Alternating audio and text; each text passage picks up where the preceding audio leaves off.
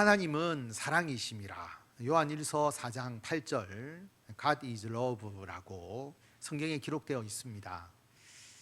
하나님은 사랑이 풍성한 하나님이실 뿐만 아니라 하나님은 사랑 그 자체이십니다. 하나님의 사랑, 아가페, 무조건적인 사랑이죠. 그런데 하나님의 사랑, 무조건적 사랑을 무조건 사랑만 하는 것이라고 착각하는 경우가 있습니다. 무조건적 사랑은 어떠한 경우에도 무조건 사랑만 하라는 의미가 아닙니다. 죄를 지어도 품어주고 잘못을 해도 감사주고 무조건 사랑하라 아닙니다. 하나님께서는 우리가 죄인 되었을 때도 우리를 사랑하십니다. 어떤 우리 행위에 따라서 사랑하시는 게 아니고요, 죄인이 되었을 때도 우리를 사랑하시지만 그 죄를 용납하지는 않으십니다. 하나님의 사랑의 방식이 공의입니다. 이스라엘 백성들이 출애굽하고 가나안 땅에 들어가서 이스라엘 나라를 세우게 되잖아요. 그 나라를 세웠을 때 형제, 자녀, 아내, 친구가 하나님 외에 다른 신을 섬기자고 꾀면 어떻게 해야 될까? 하나님의 율법을 신명기에서 미리 주셨는데 거기 보면 너는 그를 따르지 말며 듣지 말며 긍휼히 여기지 말고 애석히 여기지도 말고 덮어서 숨기지도 말고 너는 용서 없이 그를 죽이라. 너희를 꾀는 그 사람, 다른 신을 섬기자고 꾀는 그 사람을 용서 없이 죽이라고 말씀하십니다. 여러분, 형제잖아요. 자녀이고 아내고 친구인데, 아니 하나님께서 사랑이 없으신 분 아닌가? 아니 우리더러 형제, 자녀 그리고 아내와 친구를 사랑하지 말라는 것인가? 아닙니다. 사랑해야 합니다. 그런데 하나님의 사랑은 잘못한 것을 그냥 덮어두는 것이 아닙니다. 하나님의 사랑의 방식은 우상 숭배에 대해서 무시무시하게 경고를 하셔서 우상 숭배를 하지 않도록 가르치는 것입니다. 우상 숭배를 하면 사형이고 영원한 멸망이다. 그래서 우상 숭배를 하지 않도록 엄하게 경책하는 것, 그게 하나님의 사랑입니다. 그래서 이어서 말씀해 보면 그리하면 온 이스라엘이 듣고 두려워하여 이 같은 악을 다시는 너희 중에서 행하지 못하리라. 그럼 돌에 맞아서 사형을 당하는 일인데 이방신을 섬기자고 하겠습니까? 이스라엘 백성들을 올바로 인도하기 위한 하나님의 계명입니다. 하나님의 사랑은 우리가 하나님의 계명을 지키도록 하는 것입니다. 어떤 때는 준엄한 벌로서, 엄격한 책망으로서 우리를 정의와 공의의 길로 인도하십니다. 그럼 우리가 행해야 될 하나님의 계명, 사랑과 공의가 무엇일까요? 우리는 오직 하나님의 말씀에서 그 해답을 찾아야 합니다. 오늘 이사야 1장 10절 말씀을 보면 너희 소돔의 관원들아 여호와의 말씀을 들으라. 너희 고모라의 백성아 우리 하나님의 법에 귀를 기울여라. 하나님께서는 이사야 선지자를 통해서 이스라엘 백성들인데 이스라엘 백성들을 소돔과 고모라의 백성이라고 말하면서 호통을 치고 계시죠. 소돔과 고모라, 우리가 잘 알듯이 지독하게 하나님 말씀 따르지 않고 자기의 욕망대로 향락과 타락에 빠져서 멸망당한 성읍이잖아요. 이미 멸망하고 없습니다. 그런데 이스라엘 백성들을 소돔의 관원, 고모라의 백성으로 부르신 것은 이스라엘 백성들이 멸망을 당한 소돔과 고모라 백성처럼 악한 자들이다, 너희들이 그토록 악한 자들이다, 그런 의미입니다. 하나님께서 이스라엘 백성들에게 하나님의 법, 하나님의 계명을 듣고 준행하라고 명령하십니다. 도대체 이스라엘 백성들이 무슨 하나님의 법을 제대로 지키지 못하고 있었을까요? 하나님께서 너희의 무수한 재물이 내게 무엇이 유익하느냐? 나는 순양의 번제, 살진 짐승의 기름, 거기에 이미 배불렀다. 나는 수송아지, 어린 양, 순염소의 피를 기뻐하지 않는다. 여러분, 이스라엘 백성들이 하나님께 예배를 잘 드렸음을 알 수 있습니다. 수송아지, 어린 양, 순염소로 하나님께 제사를 드렸습니다. 하나님께서 말씀하신 제사법입니다. 그런데 하나님은 그 제물을 기뻐 받지 않으셨습니다. 너희들이 드리는 제물이 나에게 전혀 유익하지 않다. 나는 그 제물 기뻐하지 않는다. 하나님께 드린 제물인데 하나님이 기뻐하지 않으시면 그 드린 제물이 무슨 소용이 있겠습니까? 그 비싼 소, 양, 염소 그냥 불태워 없앤 것에 불과한 것이죠. 너희가 내 앞에 보이러 오니 이것을 누가 너희에게 요구하였느냐? 내 마당만 밟을 뿐이다. 하나님은 이스라엘 백성들이 하나님을 예배하러 오는 것을 보이러 오는 것이라고 책망하셨습니다. 하나님, 내 왔습니다. 하나님, 내 예배 참석했습니다. 우리 남자들은 민방위 교육, 그리고 직장과 사업을 하시는 분들은 반드시 들어야 되는 의무 교육이 있습니다. 직접 교육장에 가서 강의를 듣기도 하고 또 영상으로 요즘은 듣기도 하는데 그 강의 제대로 안 듣습니다. 교육장에 가면 다 자고 있고요. 그리고 영상으로 강의를 들을 때는 영상 틀어놓고 딴짓합니다. 강의 내용은 듣기 싫은 거죠. 그런데 그 교육에 참석하는 것은 참석 확인증, 수료증 받기 위해서 그 강의를 듣습니다. 이스라엘 백성들이 하나님께 예배 드리는 것이 꼭 이와 같았습니다. 하나님, 나 예배 참석했습니다. 확인 도장 찍어주세요. 하나님 말씀 내 지킨 거 맞죠?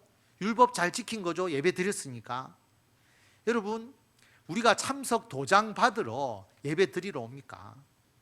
또 저에게 예배 참석했다고 눈도장 받으시려고 여러분 교회 나오시는 거 아니잖아요. 헛된 재물을 다시 가져오지 말라. 분향은 내가 가증히 여기는 바다. 월삭, 초하루, 그리고 안식일, 각종 대회, 절기로 모이는 것 똑같다. 그러니까 성회와 아울러서 너희들이 악을 행하는 것을 내가 견디지 못하겠다. 하나님께서는 분명히 율법으로 정하셔서 지키도록 한 매월 초하루, 월삭, 그리고 안식일, 그 다음에 절기, 맥추절, 초막절 같은 그런 절기 다 가증히 여긴다. 여러분, 안식일이나 이 절기가 문제가 있는 것입니까? 아닙니다. 하나님께서 분명히 지키라고 해서 지키는 절기입니다. 당연히 지켜야 하는 절기이죠.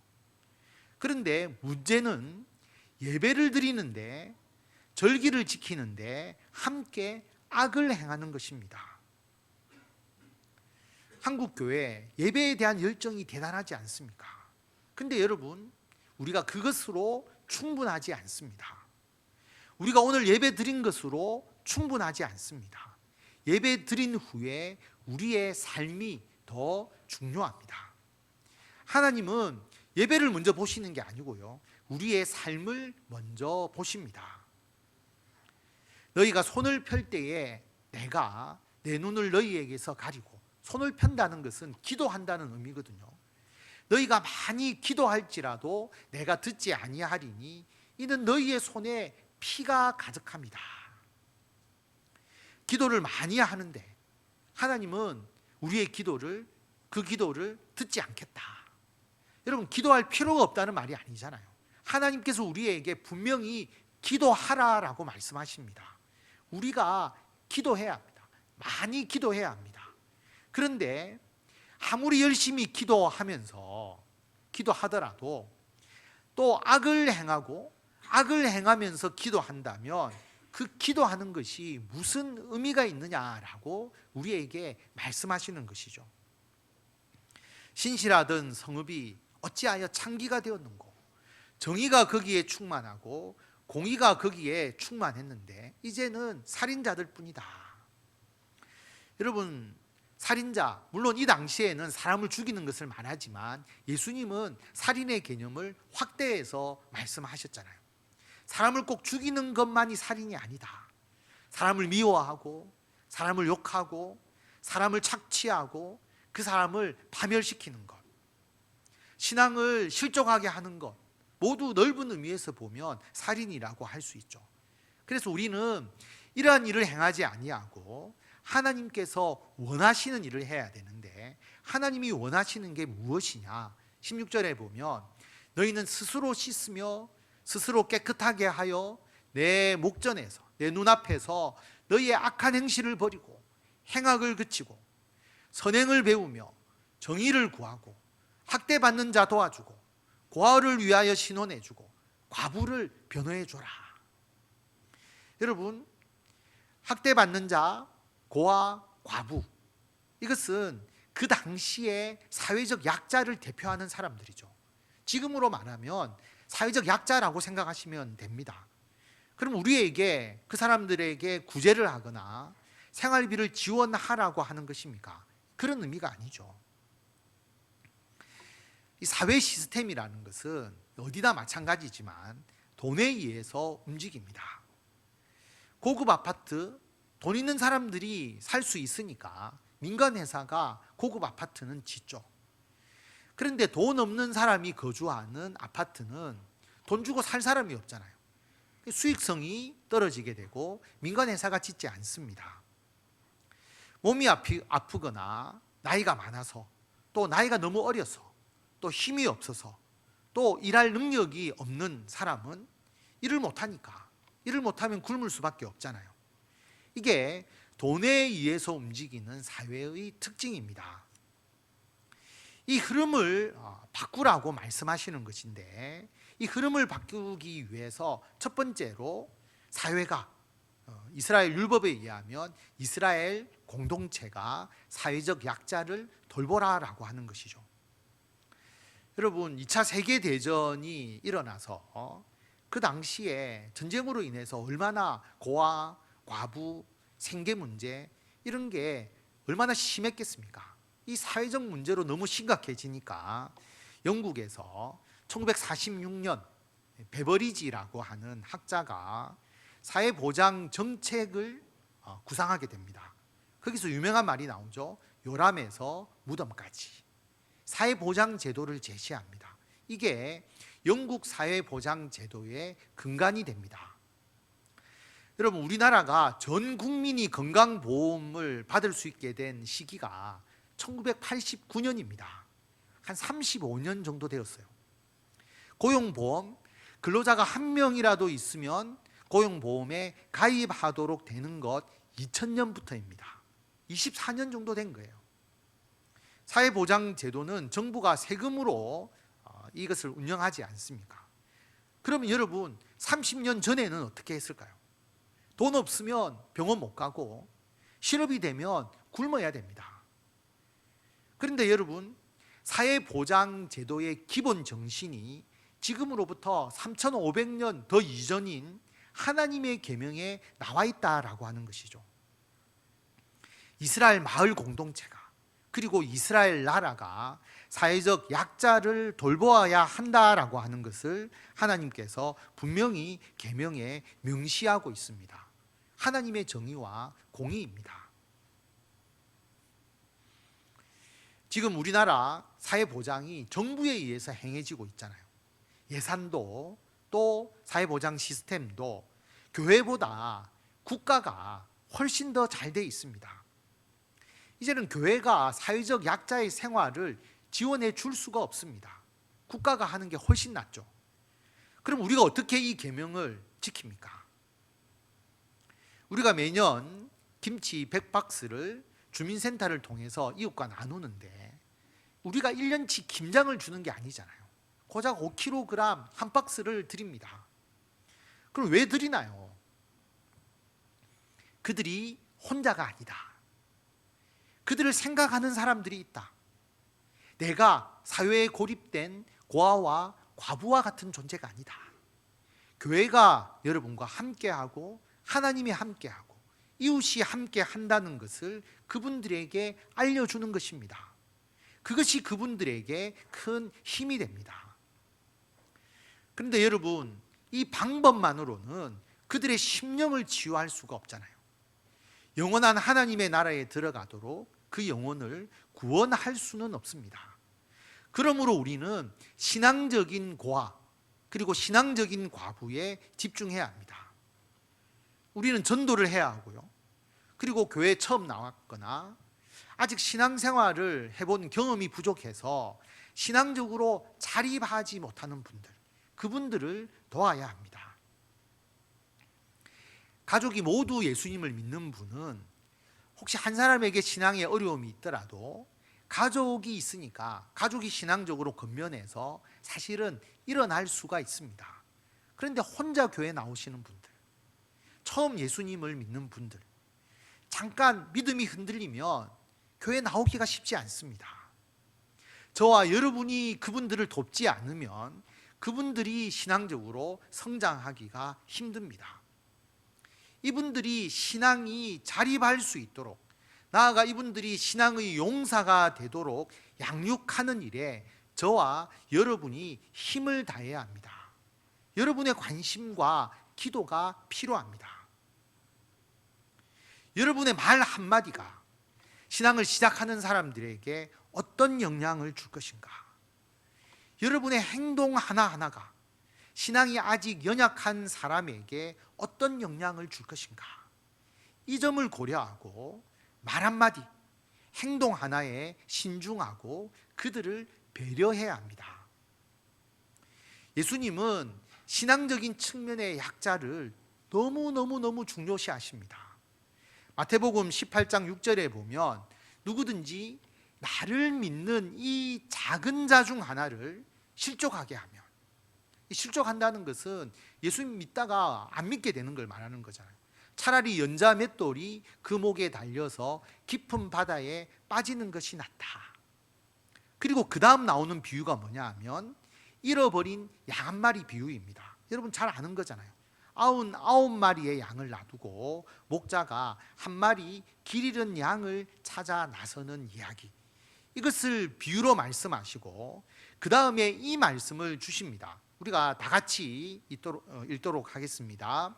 이와 같이 이 작은 자 중에 하나라도 잃는 것은 하늘에 계신 너희 아버지의 뜻이 아니니라. 아멘. 작은 자 중 하나라도 잃는 것은 하늘에 계신 너희 아버지의 뜻이 아니다. 돈으로 움직이는 사회 시스템을 우리가 교회가 따르지 않고 그리고 하나님의 말씀대로 행해야 되는 것. 두 번째, 오늘 말씀 이사야 1장 23절은 새 번역에서 이렇게 번역을 했습니다. 너희 지도자들은 주님께 반역하는 자들이요 도둑의 짝이다. 모두들 뇌물이나 좋아하고 보수나 계산하면서 쫓아다니고 고아의 송사를 변호하여 주지 않고 과부의 하소연쯤은 귓전으로 흘리는구나. 좀 표현을 의역을 해서 새 번역이 되어 있죠. 여러분, 교회가 돈에 의해서 움직이지 않도록 하려면 한국 교회의 성장 공식을 허물어야 합니다. 뭐냐 하면 교회 건물을 잘 지으면 성도들이 모인다. 그래서 대출을 일으켜서 교회를 짓거나 시설을 확장해서 교회를 부흥시키는 것. 그럼 만약에 그렇다면 그럼 교회가 무엇으로 성장을 한 것입니까? 은행의 힘, 자본의 힘, 돈의 힘, 부동산의 힘이죠. 그럼 교회는 오직 성도들의 헌금, 감사가 넘쳐나서 하나님께 자발적으로 드리는 헌금, 그 헌금으로 교회는 운영되어야 합니다. 물론 필요에 따라서 잠시 대출을 할 수는 있겠죠. 그런데 기본은 성도들의 헌금 범위 내에서 운영되어야 하는 것이죠. 여러분은 우리 교회를 선택하실 때에, 그리고 우리 교회 오시기 전에 다른 교회를 다니실 때에 어떤 기준으로 교회를 선택하셔서 신앙생활을 하셨습니까?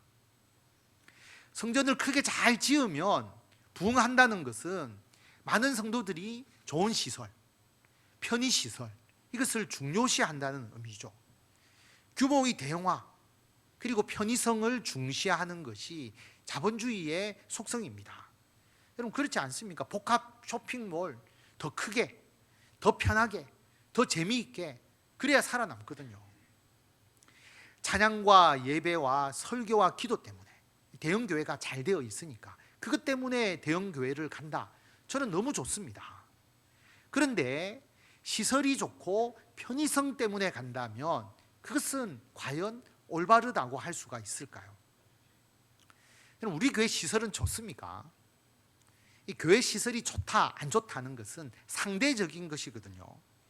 해운대에 워낙 큰 교회가 많으니까 우리 교회가 초라하게 보이죠. 그런데 어떤 작은 교회 장로님이 우리 교회에 오셔서 너무 부러워하셨어요. 목사님, 우리 교회도 이 정도 시설만 된다면 너무너무 좋겠는데요. 우리 교회 시설을 보고도 부러워하는 분들이 많습니다. 그렇다면 우리 교회도 우리가 신앙생활하기에 충분히 좋은 시설입니다. 세상은 대형화가 될수록 시장을 지배합니다. 교회도 앞으로 대형화될수록 더 성장할 것이고요. 작은 교회는 더 힘들어질 것이고 앞으로 수많은 작은 교회가 사라질 것입니다. 그렇다면 교회 시설과 규모, 자본의 힘이 교회 부흥의 원천이 되어버리는 것이 되지 않겠습니까? 성도 여러분, 만약에 이렇게 되어버린다면 하나님께서 우리의 삶을 인도하신다고 말하면서 실제로는 돈의 힘을 의지하는 것이 되어버립니다. 우리는 하나님의 역사심에 의한 교회 부흥을 이루어야 합니다. 작은 교회의 정체성, 우리 교회의 고유의 방향성과 지향성, 그게 중요한 것이죠. 그래서 우리 교회의 방향성, 하나님의 말씀을 올바로 가르치는 교회, 사랑과 공의가 충만한 교회, 그리고 신앙과 삶의 일치, 다른 교회와 차별화된 우리 교회만의 정체성입니다. 저는 우리 교회 성도가 10명만 남아 있어도 제가 목회를 하는 한 이 방향으로 나갑니다. 여러분, 소돔과 고모라는 의인 10명이 없어서 망했거든요. 성도 숫자가 많은 것이 중요하지 않다고 생각합니다. 2021년도에 한국교회 20대, 30대 청년을 대상으로 설문조사한 내용이 있습니다. 그런데 20, 30대 우리 기독 청년들 중에서 40.4%, 40%가 성경 말씀을 지키며 살면 이 사회에서 성공할 수 없다. 놀랍지 않습니까? 40%가 성경 말씀대로 살면 이 사회에서 성공할 수 없다. 그리고 61.7%가 성경 말씀을 지키며 사는 사람은 내 주위에 별로 없다. 너무 놀랍죠?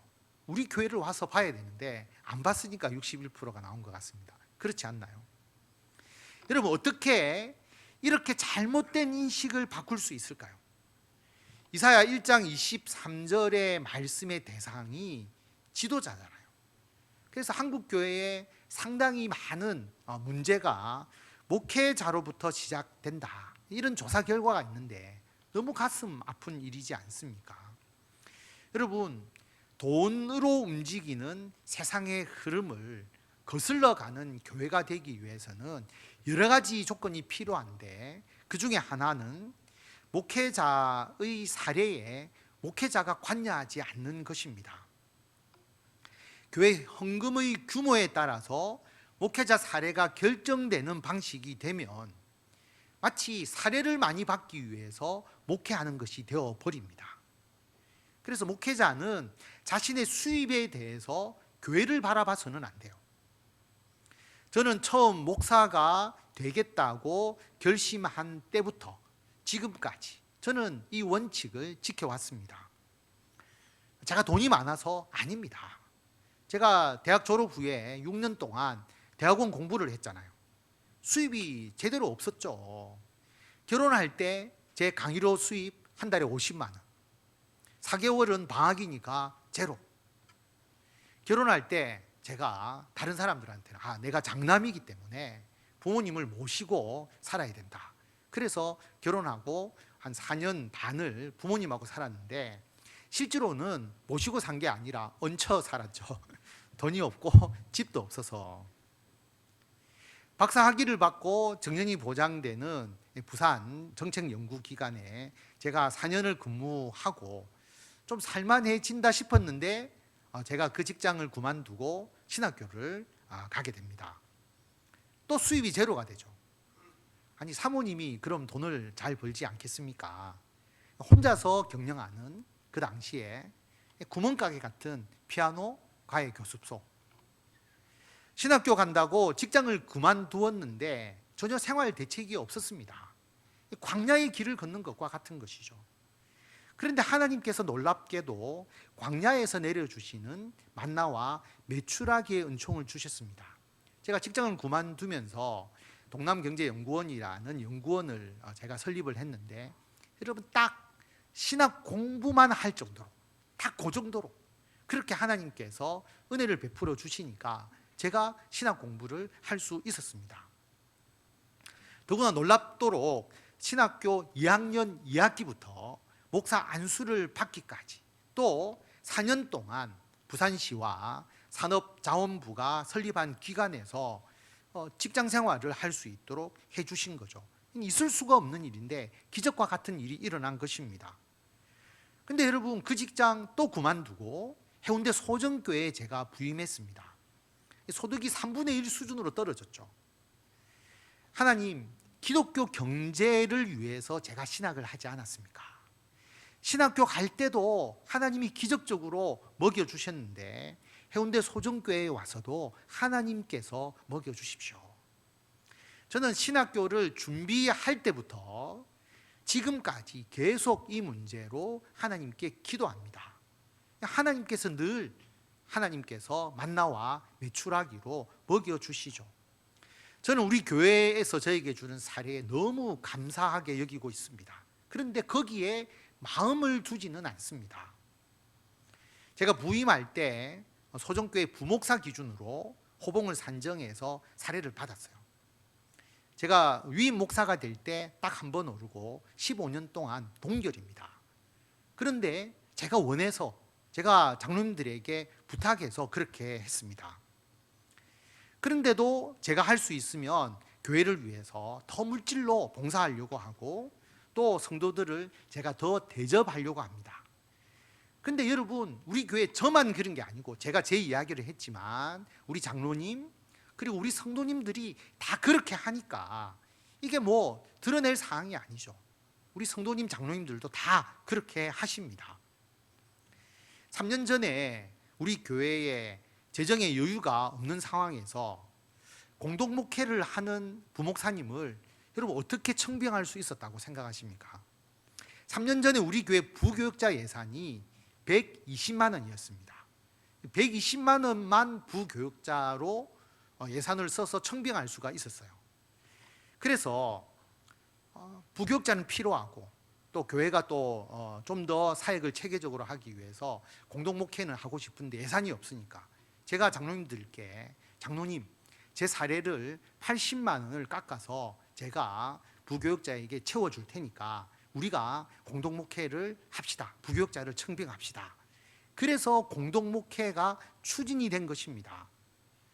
부목사님이 청빙되어서 첫 사례를 줄 때 장로님들께서, 목사님, 그래도 아무리 생각해도 담임 목사의 사례를 깎아서 준다는 것은 이건 문제가 있습니다. 우리가 용납할 수가 없습니다. 그래서 나중에 재정이 모자라면 모자라더라도 일단 담임 목사님 사례는 그대로 하고 교회에서 부목사님 사례를 채워서 드리겠습니다. 그렇게 된 것이죠. 근데 여러분, 3년 동안 우리 교회 재정 전혀 문제가 생기지 않았습니다. 제가 사례를 깎아서 부목사님 청빙하자 할 수 있었던 것이 제가 돈이 많아서가 아닙니다. 돈이 없어도 하나님을 위해서 헌신하면 헌신할수록 하나님께서 채워주신다는 것을 체험하고 있기 때문에 가능한 것입니다.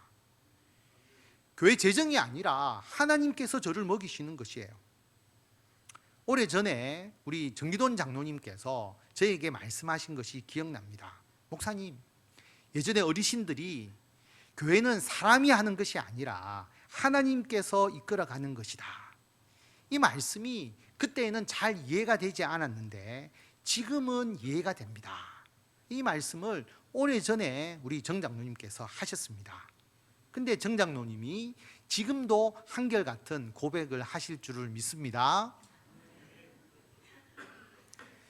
마태복음 6장 25절에 보면 예수님께서 이렇게 말씀하시잖아요. 목숨을 위하여 무엇을 먹을까? 무엇을 마실까? 몸을 위하여 무엇을 입을까? 염려하지 마라. 오늘 있다가 내일 아궁이에 던져지는 들풀도 하나님이 이렇게 입히시는데 하물며 너희 일까 보냐? 믿음이 작은 자들아. 그러므로 염려하여 이르기를 무엇을 먹을까? 무엇을 마실까? 무엇을 입을까? 하지 마라. 그런즉 너희는 먼저 그의 나라와 그의 의를 구하라. 하나님의 나라의 정의, 하나님의 나라의 공의를 구하라라고 하는 것이죠. 그리하면 이 모든 것을 너희에게 더하실 것이다. 성도 여러분, 이 말씀이 그냥 설교용 말씀인가요? 예수님의 말씀인데 지금은 적용될 수 없는 말씀인가요? 이 말씀을 의지하고 하나님의 공의를 구하고 실천하는 성도와 교회에게 지금도 역사하는 말씀입니다. 성도 여러분, 해운대 소정교회는 사랑과 공의가 충만한 교회를 지향합니다. 머리로만 이해하는 성경 말씀, 설교용 멘트가 아니라 실제 삶을 통해서 하나님의 역사함을 늘 체험하고 간증하는 신앙입니다. 오늘은 저 이야기 위주로 이야기했지만 우리 성도님들의 이야기를 포함해서 이야기를 하면 끝도 없이 이야기를 할 수가 있어요. 사랑과 공의가 충만한 우리 교회를 통해서 하나님의 놀라운 역사를 늘 경험하시면서 하나님의 뜻을 함께 이루어 가시는 성도 여러분이 되시기를 바랍니다. 기도하겠습니다.